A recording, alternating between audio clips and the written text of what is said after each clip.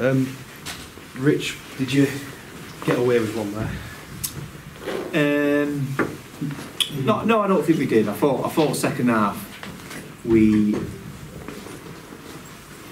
showed a lot of grit. We showed a lot of attitude in that second half. Listen, what was it? I think it was 3 tries were off kicks.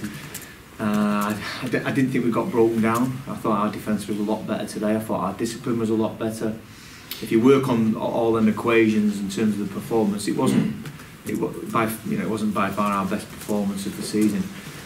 But I'll be honest, I've watched a lot of Swinton over the last month. They don't lose games by, I don't think they've lost a game by more than 12, 14 points all season. They stick at you, they stick at it, they get in your face. The conditions and the pitch was certainly a leveller today, and they used it a lot better than us. But I thought our attitude and our desire really shone through in that second half, especially when they scored, didn't they? We needed 2 tries. We had an opportunity in the second half where we just got out from dummy half and just made a couple of the wrong options, played right at the line. But what a great character from my team. It was they're not a bad team, Swinton. I know they're at the bottom of the table and what have you, but we'll win games and not work as hard as that. Obviously, trailing at the break, you struggled to break them down, as you say. What did you try and change, or what did you say to the lads at half time? Well, it's always about field position when the conditions were like that. They were kicking early, they would try and get 40-20s. They kicked in behind us on play 1, play 2. They were very unpredictable, which is difficult to defend against. We changed the team slightly in that second half. I thought Simon Griggs, when he came on for his second stint, was immense. He just needed to roll his sleeves up and get us over the top, and he did that really well. And James Saltonstall took his opportunities real well as well. I thought we could have had another try in that second half in the corner. But on the whole, I think it was a lot better. We beat Lee here a number of weeks ago, but there was elements in that second half where it wasn't about the flashy ball playing ability. It was just about working really hard and limiting their field position. So to answer your question, it was limiting their field position. You moved QLT to the wing and Will Sharp to full back, certainly defensively midway through the second half. What were you thinking behind that? We just weren't dealing with their kicks. Q's a fantastic player for us, and we've not seen the best out of him yet. We will do over when the pitches get a bit drier, and it wasn't a day for the out of the back and creating 3v2s on an edge. It was a day for rolling your sleeves up, and that was part of the plan.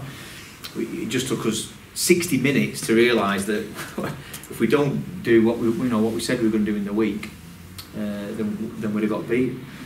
Again, we've got to look at Steve Tyra. Them pressure kicks, he's done it again for us. I think he got one against Batley, didn't he?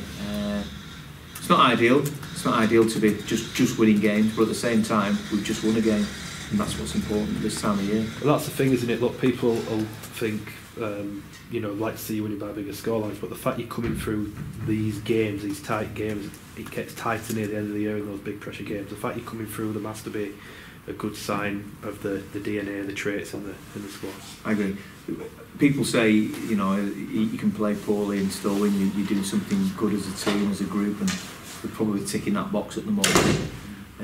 We're not ticking the box of being ruthless and executing a game plan for the whole of the 80 minutes. We're doing it sporadically, so that's something that we'll work on. But again, like last week, I didn't blame the conditions. It wasn't a great game for us, but that out there, the conditions, it affects what you're trying to do. We did some things differently in the week this week, I thought, which helped. We did a social on the Tuesday and got together as a group. And one of my friends, Drew Povey, came and did a leadership session with the team, and I thought that brought us all together. And I thought that showed in the second half. What was it, 9 minutes to go, 10 minutes to go, and you're a couple of scores behind. You've got to be on your game there. You've got to have something about you as a group, and I thought we did today. So the application of the game plan, how do you go about making sure that lasts for longer periods of the game, as you say, maybe not quite sticking to those game plans for long enough? that's the challenge. It's going through them experiences. It's learning and developing off the back of. It's not really worked for the first 60. What we've done and trying to play around the opposition, whereas I thought we went through them in that last 20. As I said to you, Simon Griggs had an influence on that. So did Ben Kavanagh as well. Let's get him right back on the field. And Liam Cooper didn't get the minutes he would have liked, but we just needed some experience out there at that time. You know, it was as last week. It was a bit of a surreal. That was. I don't think we get out of jail. It wasn't. I thought we deserved to win that game. I do after that. Not for the first 60 minutes. We probably didn't, but we showed what a true grit and character we've got within the group. You dropped Ben White and brought Johnson back. What was your thought process in there? Well, Ben's some familiarity at this time of year with him. I thought his combination with Shane was really good. I thought he worked well on that edge. We just probably lacked a little bit of the field, the kick. I thought Swinton's kicking game was better than ours, so that's probably something that we lacked. Ben White's been really good for us, and he will be this season as we get going. But I just thought a fit Ben Johnson running at the opposition off the back of some forward momentum was probably the order of the day, and we saw that at times it didn't overpin the game plan. But yeah, I thought it wasn't a day for flashy rugby today. It was a roll your sleeves up day. I'm really pleased for that for our team. I thought that was really good for the last 20 minutes, not for the first 60, as I said. Is it fair to say that those two, that one can do something that the other one can't, and vice versa? So you have a choice. You find that with a lot of players in different positions, and in same positions. They've always, but let's try and get them learning off each other and competing against each other. We've got a good squad. We've got a really good squad here, and we need to be competitive in what we're doing. We've not found. I don't think we've found our strongest 17 as yet, and we've not hit our straps. I don't know. I've said this before. We very rarely do at this stage of the season. But I'd like to get 2 hours of rugby. I think getting the momentum for 80 minutes will be a really feared side within the championship. But listen, Toulouse last week, they got beat by 2 points. That'll be tough for them to take. They've got beat by 2 points again today, but there's no gimmies in this competition. There's no gimmies at all. We're still fighting.